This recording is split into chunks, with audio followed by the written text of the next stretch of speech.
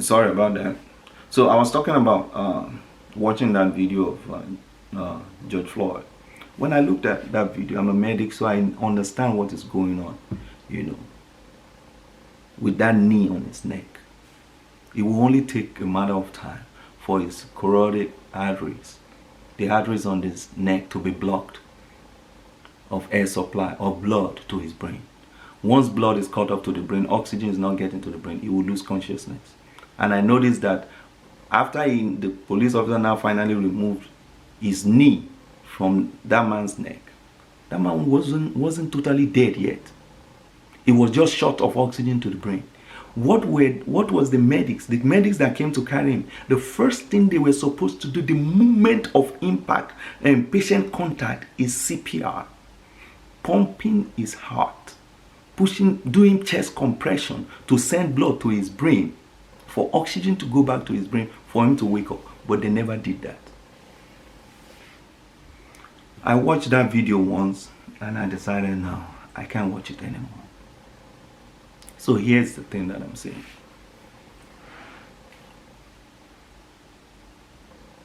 When our people were brought here, they were stripped of everything. The last thing they were stripped of was their names.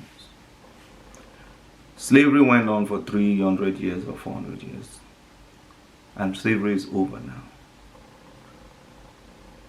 Our people here have, for the most part, gained most of the things they lost, like property, different kind of things.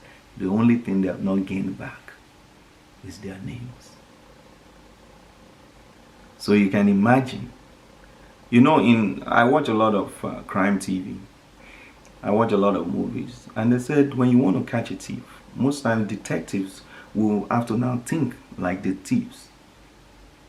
Okay, if I'm a thief, what will I do next? Where will I stash this thing I've stolen? That's what I hear in FBI and all this FBI profilers. That's what they do. They now think like the criminals to be able to understand and catch them. So in this, my analysis, mental analysis, I'm like, let me think for a second like the white people, like the white man, that is the police officer. There are a lot of Caucasian or white people that are great, that are nice, that are good people.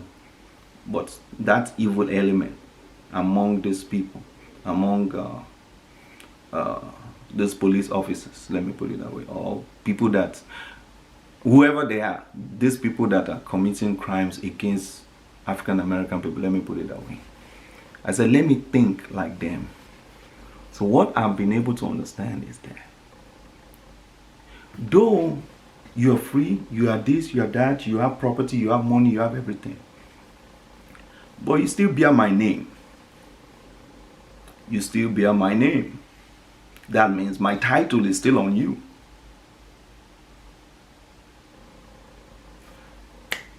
Names were given to generations of African Americans 300 years ago. Some are maybe Andrew Young. Let me say Andrew Young.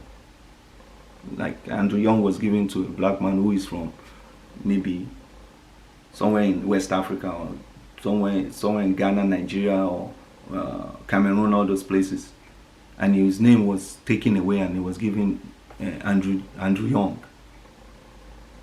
The moment he was given Andrew Young, it is to show that the owner gave him that name as an indication that he is his property. Andrew Young is now free. He now has everything, you know. But he still maintained my name. My generations after me, up to this generation of white people, especially those in the police, when they ask you your name, you say your name is Andrew Young. Immediately, I'm thinking like them now. Immediately, what I feel will come to their mind is ownership. You have the name in my mind. You have the name of my forefathers, so you must belong to my forefathers. You're a slave to my forefathers. So my forefathers own you. Don't come here and tell me you are nothing but property to my forefathers.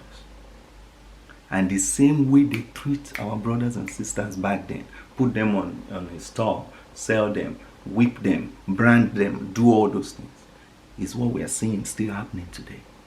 Why? Because I believe they still see our brothers and sisters as property, because that title is still on them.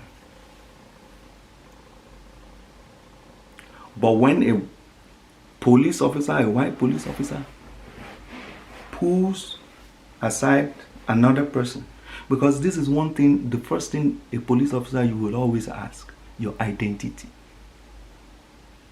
Your identity establishes your origin. Police officer will say, identification and insurance.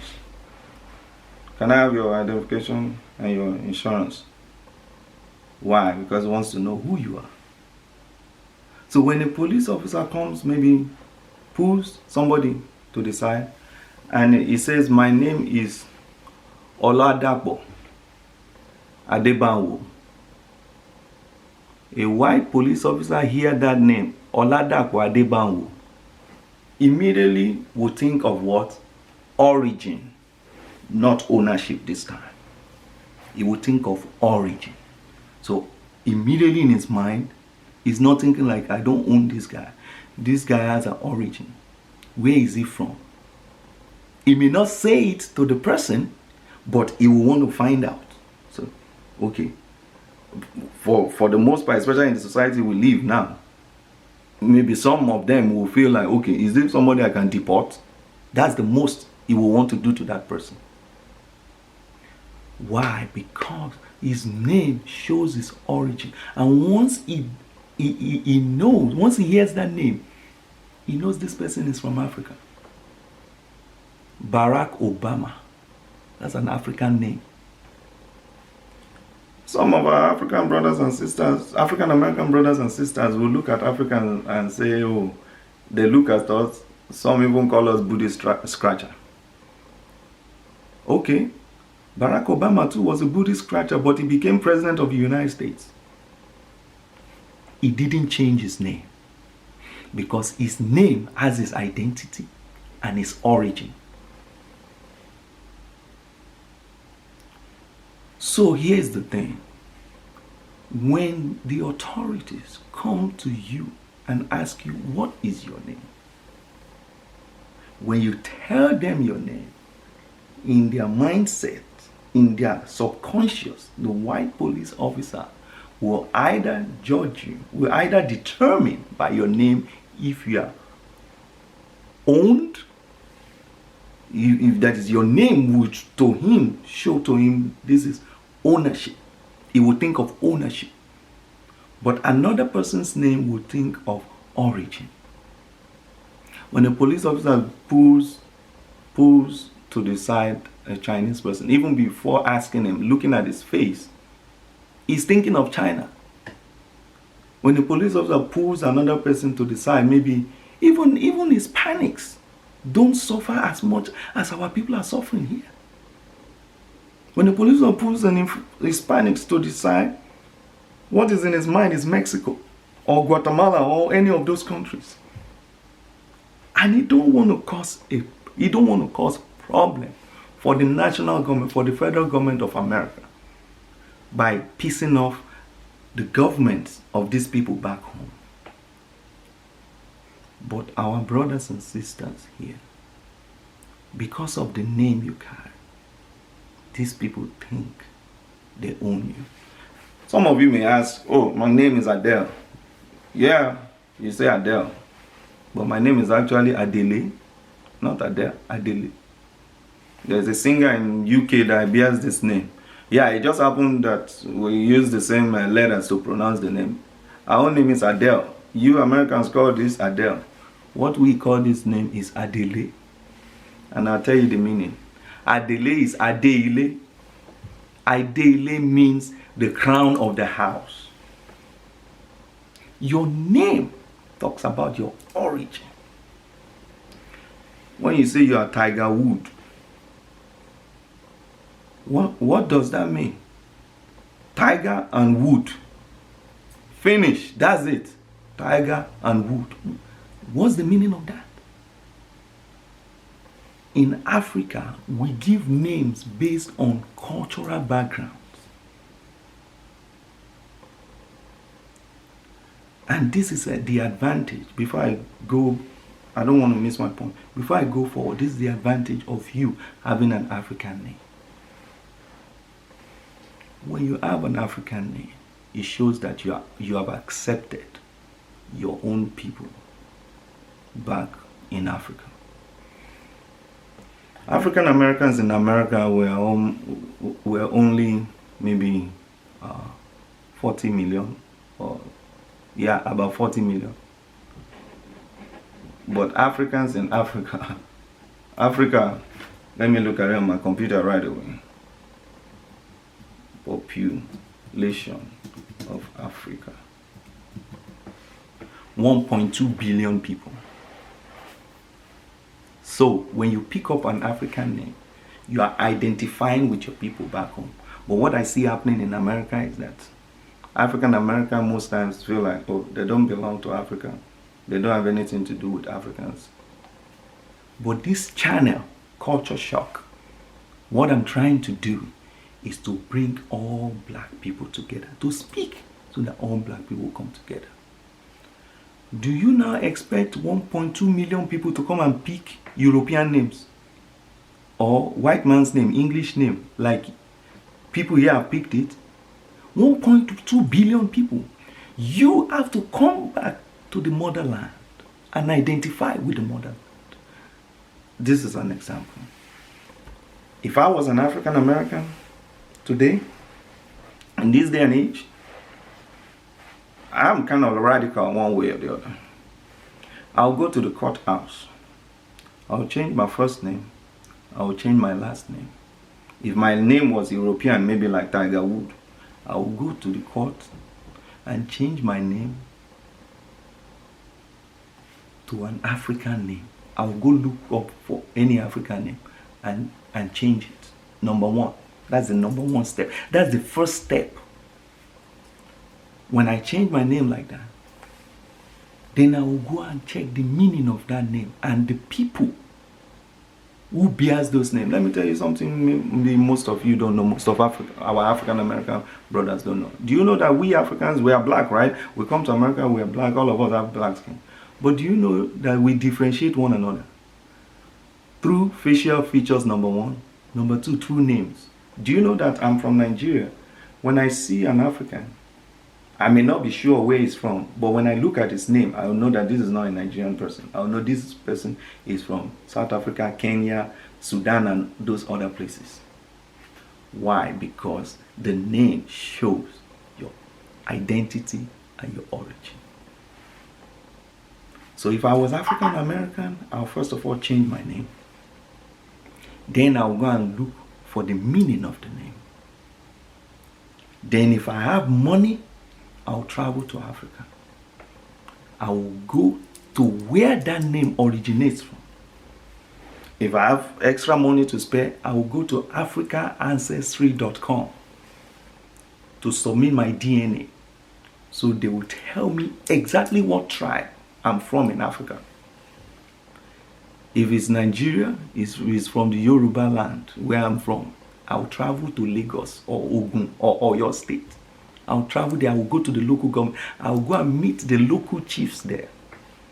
And I'll tell them, listen, I am a descendant of one of your sons that was taken away from here and now returning back home. Recently, Ghana, the nation of Ghana, had a program they called the return back home or something like that. They were calling Ghana, the government of Ghana said African Americans should come back home, especially those that originated from Ghana. A lot of people went. T.I., a lot of celebrities went. But when they went there, what did they do? They just went and see what is in Ghana, laugh, dance, and I came back. That's it. I'm talking about what you can do to benefit yourself. When I will now go back to Africa, I will recognize myself, I will present myself there. America allows dual citizenship. I will pick up the passport of that country in Africa. either Ghana, Cameroon, especially those West African countries where they took most of our people here from. I'll pick up citizenship of that country with that name, then I'll come back to America. So when anybody asks me, who are you? I'll tell them my African name. And I'll pronounce it the way it is. For example, my last daughter has a beautiful name. Her name is Otunfadering. That name doesn't only have a meaning. That name has a story. Because it was my father that gave my daughter that name. He told me the story that back in the 1700s, there was a king in our village. This king was a good king. He didn't have no children. So maybe because of disease or something, he died before his time. He didn't have no children, but he had a sister. So the people now wonder, the king has died, his children are supposed to take over from him. No kids. Everybody now agree, let his sister become the queen. And this sister's name was Otunfadering. Otunfadering now ruled in my place, in Ijebuland. Otunfadering now ruled in Ijebuland for a number of years, and she was a great queen. She did a lot of great things. So because of that, my dad now named my last daughter Otunfadering. Your name is John Thomas or whatever. What does that mean? What origin? What identity? The only thing it shows is that somebody else's name is what you have. And when that person sees you, he thinks ownership. I want you, my African American brothers and sisters, think about this. These are things that we regular people can do. You, regular person, you're not a celebrity. All these our celebrities, they are protected. They don't suffer the things our brother suffered, George Floyd. But for you, you need to change your name, number one. Then you need to start to go back to Africa. Learn and understand. When you now have an African name, this is the advantage. When you have an African name, the policeman pulls you over, you tell him your African name, he no longer thinks ownership, he thinks origin. Even if he now mess with you, it will go on the news that Koyani Abdul was mistreated. When it gets to the news, Koyani Abdul is from Senegal.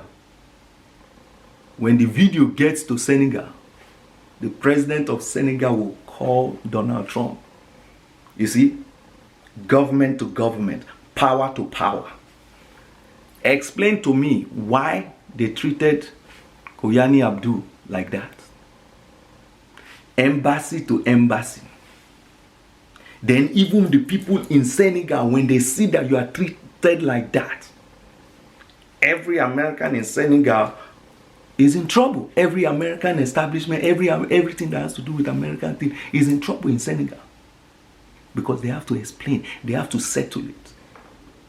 But because our people here have no backing of anybody outside of America, so this wickedness, this wicked elements, this evil elements in the police force of America is now able to tread upon our people anyhow they like, because they know nothing, nobody will speak on their behalf.